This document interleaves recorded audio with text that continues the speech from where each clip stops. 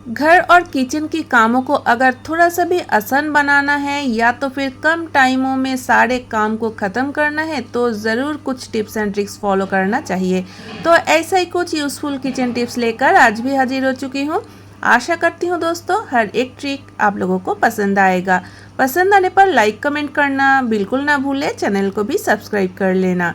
तो नमस्ते दोस्तों, टिप्स वंडर में आप सभी का स्वागत करती हूँ। तो चलिए आज का वीडियो स्टार्ट करते हैं। हमारे सभी के घरों में ट्यूबलाइट या तो फिर बल्ब तो लगा हुआ होता ही है, लेकिन दोस्तों एक चीज़ आप लोगों ने ज़रूर नोटिस किए होंगे कि किचन में जो बल्ब या तो फिर ट्यूबलाइट लगा हुआ होता है ना, वो बहुत ही ज़्यादा गंदा होता है और इसको क्लीन करना काफ़ी मुश्किल हो जाता है, क्योंकि हम लोग किचन में खाना पकाते हैं और इसके कारण ये जो बल्ब है ये एकदम ऑयली हो जाता है। और तब आप देखोगे लाइट भी थोड़ा कम हो जाता है किचन में। अगर लाइट सही तरीके से ना होगा तो काम करने में भी काफी मुश्किल हो जाता है। लेकिन दोस्तों ये छोटा सा ट्रिक अगर हम लोगों को पता होगा ना तो इसको क्लीन करना काफी आसान हो जाएगा। तो देखिए हमारे सभी के घरों में हैंड सैनिटाइजर तो होता ही है, तो बस आप थोड़ा सा हैंड सैनिटाइज़र ले लीजिए और ले लीजिए कॉटन का एक टुकड़ा। अभी इस कॉटन में थोड़ा सा हैंड सैनिटाइज़र मैंने स्प्रे कर दिया। अभी इस कॉटन से आप क्लीन कर लीजिए और आप देखेंगे जितना भी ऑयली हो वो एकदम आसानी से क्लीन हो जाएगा। ज़्यादा घिसना भी नहीं पड़ेगा, ज़्यादा टाइम भी बर्बाद नहीं करना पड़ेगा। कॉटन के इस टुकड़े को देख के आप लोगों को तो पता चल ही गया होगा कि इसमें कितना गंदगी था और अभी ये कितना क्लीन हो चुका है। तो चलिए दोस्तों अगला ट्रिक भी देख लेते हैं। खाने में लहसुन डालने से खाने का स्वाद बहुत ही ज्यादा बढ़ जाता है, लेकिन लहसुन छीलना बहुत ही मुश्किल का काम लगता है। अगर एक दो कलियों की जरूरत हो तब तो कोई बात नहीं, लेकिन अगर ज्यादा कलियों की जरूरत हो तब बहुत ही प्रॉब्लम होता है इसको छीलना। तो आप ना ये ट्रिक को फॉलो कर सकते हैं। जब हम लोग खाना पकाते हैं, खाना जल्दी जल्दी बन जाए इसके लिए कढ़ाई को तो एक ढक्कन से ढक देते हैं, तो उसी ढक्कन के ऊपर ना आप इस लहसुन को रख दीजिए और इसका जो हीट है कढ़ाई का, वो हीटों से ही लहसुन का छिलका एकदम नरम हो जाएगा, लेकिन बीच बीच में लहसुन को पलट देना पड़ेगा। तो इस तरीके से आप 1-2 मिनट तक रख दीजिए और फिर जब आप इसका छिलका को निकालेंगे तो आप देखेंगे बहुत ही आसान हो जाएगा, ज़्यादा टाइम भी नहीं लगेगा और नाखून में भी दर्द नहीं होगा। तो ट्रिक ज़रूर फॉलो कीजिए, आशा करती हूँ आप लोगों को पसंद आएगा। तो चलिए अगला ट्रिक भी देख लेते हैं। जब हम लोग बेडशीट खरीदते हैं ना तो उसके साथ सेट का पिलो कवर भी होता है, लेकिन कई बार आप लोगों ने देखा ही होगा कि बेडशीट कभी कभी फट जाता है, लेकिन इसका जो सेट का पिलो कवर है ना ये सही रहता है। और उस टाइम हम लोग क्या करते हैं, नए बेडशीट का सेट खरीद के ले आते हैं और ये जो पुराना पिलो कवर है ये तो ऐसे ही पड़े रहते हैं, इसका कोई यूज होता नहीं है। तो ये जो पड़े हुए पिलो कवर है ना इसको भी हम लोग अलग तरीके से यूज़ कर पाएंगे। हमारे सभी के घरों में कुशन तो होता ही है और हर रोज़ एक जैसा कुशन कवर दिखने में भी अच्छा नहीं लगता है। तो आप ना ये जो पड़े हुए पिलो कवर है इससे कुशन कवर बना सकते हैं, वो भी बिना काटे बिना सिले।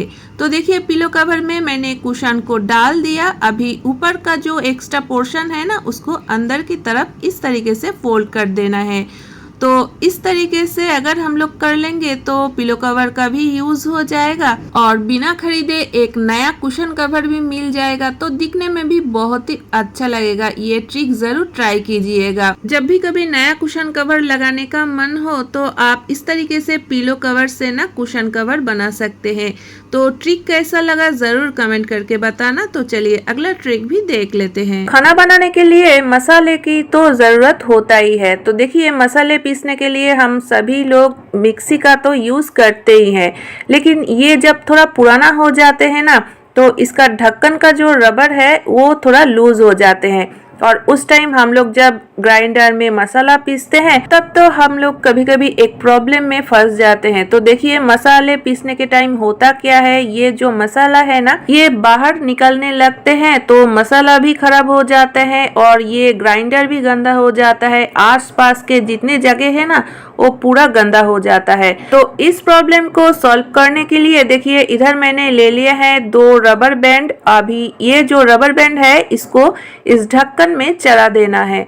तो ये कम करने से होगा क्या, इसका जो रबर एकदम से लूज हो चुका था वो फिर से टाइट हो जाएगा। तो देखिए इसको कैसे चलाना है। ये काम कर लेने के बाद फिर से जब हम लोग इस जार में मसाले को पीसेंगे तो वो बिल्कुल भी नहीं बाहर निकलेगा। और ये ढक्कन का जो रबर है इसके लूज हो जाने के कारण नए जार खरीदने की भी कोई जरूरत नहीं है और इसका रिपेयर करने का भी कोई जरूरत नहीं है। आप इस तरीके से काम चला सकते हैं। तो चलिए दोस्तों अगला ट्रिक भी देख लेते हैं। हमारे सभी के घरों में रोटी पराठा तो हर रोज ही बनता है, सुबह में भी बनता है और रात को भी। और रोटी बना लेने के बाद तावे को तो अच्छी तरीके से वॉश कर लेते हैं और फिर कहीं पर रख देते हैं। लेकिन हम लोग जहाँ पर भी रखे, बर्तन के स्टैंड में रखे या तो फिर इस तरीके से टांग के रखे, लेकिन ये ऐसे खुला ही तो रहते हैं। और रात को जब हम लोग लाइट ऑफ कर देते हैं ना, उस टाइम कीड़े मकोड़े का आना जाना बहुत ही ज्यादा बढ़ जाता है। कॉकरोच, छिपकली या तो फिर चूहा अगर घर में होगा तो मुंह मर सकता है। और सुबह उठते ही हम लोग उसी तावे में रोटी बनाना शुरू कर देते हैं। और रोटी बनाने से पहले क्या करते हैं, एक सूखे कपड़ों से पोंछ लेते हैं। लेकिन उससे क्या ये गंदा तावा क्लीन हो जाता है? बिल्कुल भी नहीं।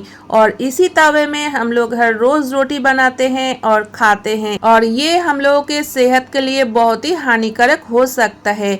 तो आप ये ट्रिक को जरूर फॉलो कीजिए। इससे क्या होगा, रोटी बनाने से पहले तावे को आप लोगों को हर रोज क्लीन भी नहीं करना पड़ेगा और आप निश्चिंत होकर रोटी बना सकते हैं इस तावे में। और इसके लिए चाहिए एक प्लास्टिक कैरी बैग। अगर आपके पास प्लास्टिक कैरी बैग नहीं है तो आप फैब्रिक बैग भी ले सकते हैं। रोटी बना लेने के बाद तावे को अच्छी तरीके से धो के सुखा लीजिए और फिर इस तरीके का एक बैग के अंदर तावे को डाल दीजिए और अच्छी तरीके से गांठ लगा दीजिए ताकि इसमें कोई धूल मिट्टी या तो फिर कीड़े मकोड़े कुछ भी नहीं जा पाए। इस तरीके से रखने से तावा बिल्कुल क्लीन रहेगा।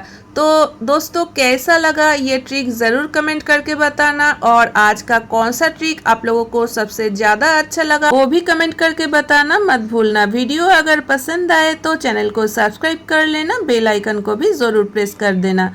तो फ्रेंड्स आज के लिए बस इतना ही।